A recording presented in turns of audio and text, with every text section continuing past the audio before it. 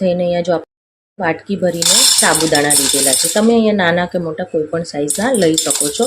તો આજે આપણે જે ક્રિસ્પી બોલ બનાવવાના છીએ ને, તો તેમાં તમારે સાબુદાણાને કલાકો સુધી પલાળવા નહીં પડે, છે ને જો ઉકાળવા નહીં પડે કે પછી કોઈ પણ જાતની આપણે ઝંઝટ નહીં કરવી પડે, અને ડાયરેક્ટ જ આપણે આમાંથી એ ક્રિસ્પી બોલ બનાવીશું. તો એકદમ સિમ્પલ રીત છે, 3-4 સ્ટેપ છે જે ફોલો કરશો એટલે એકદમ સરસ એવા ક્રિસ્પી બોલ બનીને તૈયાર થશે. તો આને આપણે છે ને હવે ગ્રાઇન્ડ કરીશું. એકદમ આપણે ચોખાનો કેવો લોટ હોય, આમ થોડો દરદરો હોય, તો એ રીતના આપણે આને ગ્રાઇન્ડ મિક્સરમાં કરવાના છે. આપણે મિક્સર જારમાં લઈ લઈશું. પછી હું તમને આગળ કહીશ કે કઈ રીતનું કેટલું આનું આપણે માપ રાખવાનું છે.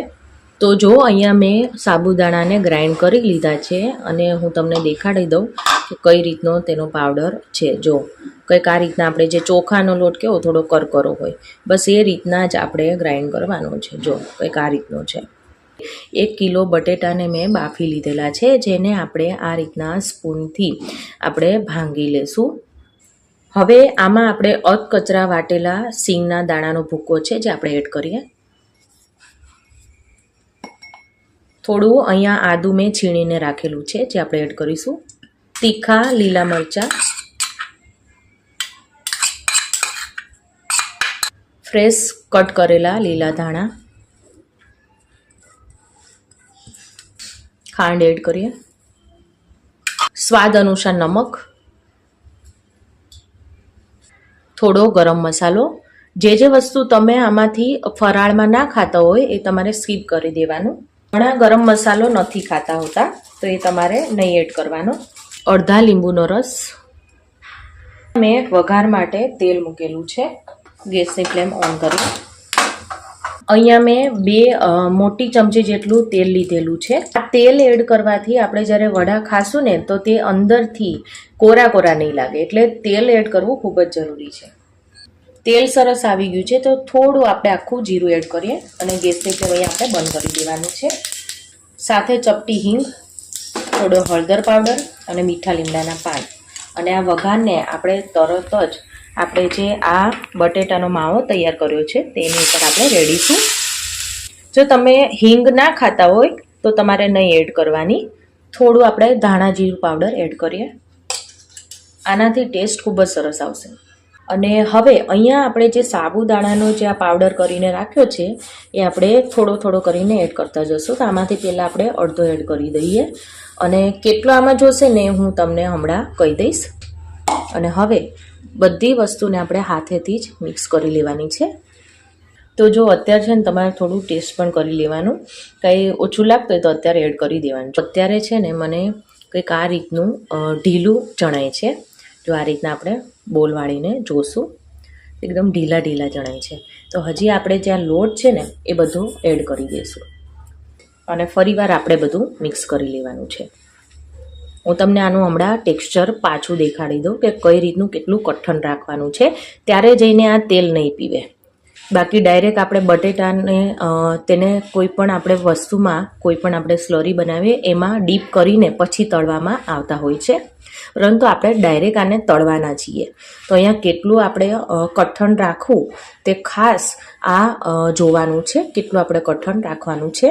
બાકી તેલ આમાં પીસે તો પછી ખાવાની મજા નહીં આવે. તો આપણું જે આ મિશ્રણ છે ને એકદમ સરસ એવું કઠણ થઈ ગયું છે. જો તો તમને કઈ રીતે ખબર પડશે આનું ટેક્સચર કેટલું રાખવાનું, કઈ રીતનું જાડું રાખવાનું, કઠણ રાખવાનું. તો જો આ રીતના આપણે કરતા, જો આપણે જે ખીચું હોય ને એ રીતનું આપણે લાગે. જો કંઈક આ રીતના લોટ જેવું બંધાય.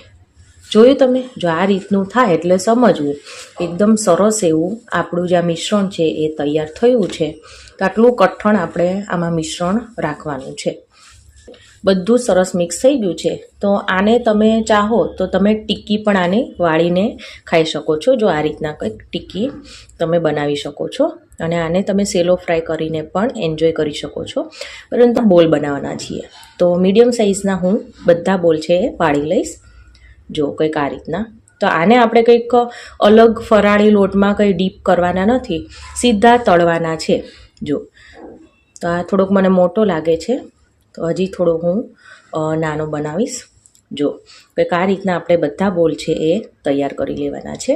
તો જો અહીંયા તેલ છે ને સરસ ગરમ થઈ ગયું છે. તો હવે આપણે જે આ બોલ તૈયાર કર્યા છે એ 1 બાય 1 એડ કરીશું. જો કંઈક આ રીતના. અહીંયા આપણે ગેસની આંચ છે એ આપણે મીડિયમ રાખવાની છે અત્યારે. તો એક બેચમાં જેટલા આવે એટલા આપણે એડ કરીશું.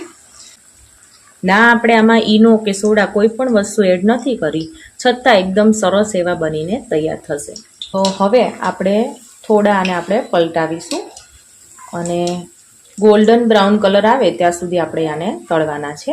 તો આ રીતના થોડો કલર એનો ચેન્જ થાય એટલે હવે આપણે થોડું ફૂલ ગેસ કરીશું.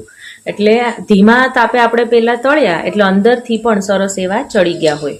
અને હવે થોડો આપણે આનો ડાર્ક કલર લાવવાનો છે. બસ ત્યાં સુધી જ હવે આપણે તળવાના છે, વધારે તળવાના પણ નથી. તો જો થોડી વારમાં તેનો કલર છે એ ચેન્જ થઈ ગયો છે અને આપણા આ ક્રિસ્પી બોલ છે એકદમ સરસ બનીને તૈયાર થઈ ગયા છે. જો આપણે એને જારામાં આ રીતના કાઢી લેશું. જો તેલ છે ને બિલકુલ એને પીધું નથી અને જો એક્સ્ટ્રા તેલ હશે એ પણ આમાં નીચે નીતરી જશે. તો બસ આવી જ રીતના બીજી બેચ છે આપણે તળી લેશું. તો આને હવે આપણે સર્વ કરીએ.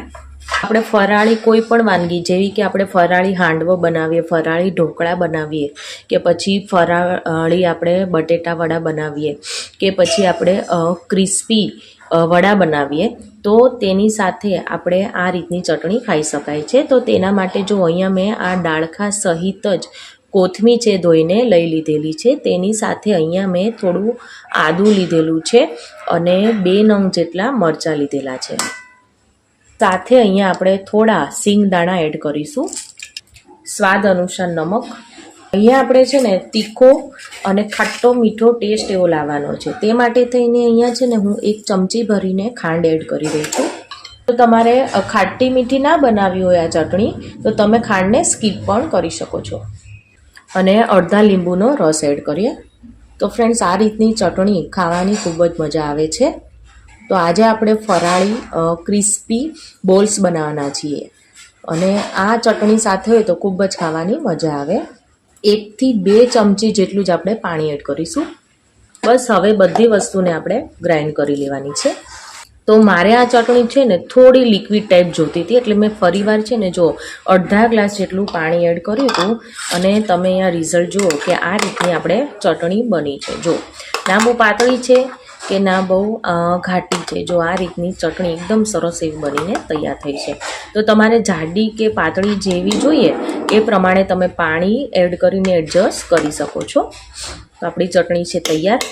તો સાબુદાણાને પલાળ્યા વગર કે ઉકાળ્યા વગર કોઈ પણ જાતની ઝંઝટ કર્યા વગર આપણા આ ક્રિસ્પી ફરાળી બોલ બનીને તૈયાર થઈ ગયા છે. વ્રત કે ઉપવાસ હોય કે પછી અત્યારે શ્રાવણ મહિનો ચાલી રહ્યો છે તો તેની સાથે આ ફરાળી ચટણી અને આ રીતના ફરાળી બોલ હોય તો ખાવાની ખૂબ જ મજા આવે.